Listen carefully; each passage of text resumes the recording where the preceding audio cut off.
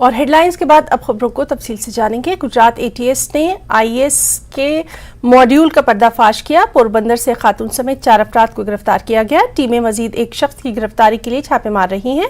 सूरत की समीरा नामी खातून को गिरफ्तार किया गया। छापे के दौरान मुतादिद ममनुआ अशिया बरामद की गई।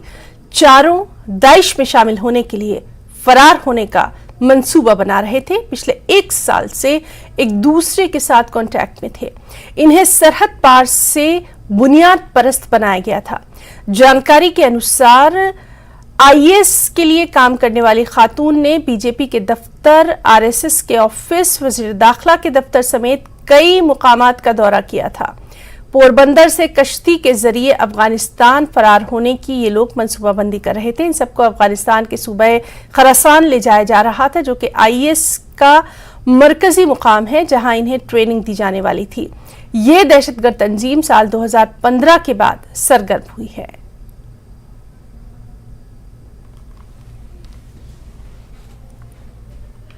पोरबंदर से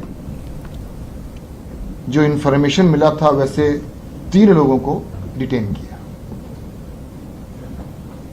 जिन लोगों को पोरबंदर से एटीएस की टीम ने डिटेन किया है, उनके नाम हैं उमेद नसीर, रहवासी श्रीनगर, हनान हयात शौल, रहवासी श्रीनगर, और मोहम्मद हाजिम शाह, रहवासी श्रीनगर। डिटेन करने के बाद जो प्राथमिक पूछपरछ हुई, उसमें इन तीनों के अलावा 2 नाम और इनके पूछपरछ में निकली, और ये 2 व्यक्ति भी आईएसकेपी के साथ इन्वॉल्व थे, रेडिकलाइज थे। उनमें से एक का नाम है जुबैर अहमद मुंशी, जो श्रीनगर के रहवासी हैं, और एक सुमेरा बानू मोहम्मद हनीफ मलिक, जो सैयदपुरा विस्तार है सूरत शहर गुजरात के, वहां के निवासी। सूरत शहर के सुमेरा बानू मोहम्मद का नाम जब प्राथमिक पूछपरछ में एटीएस के अधिकारियों को मालूम चला,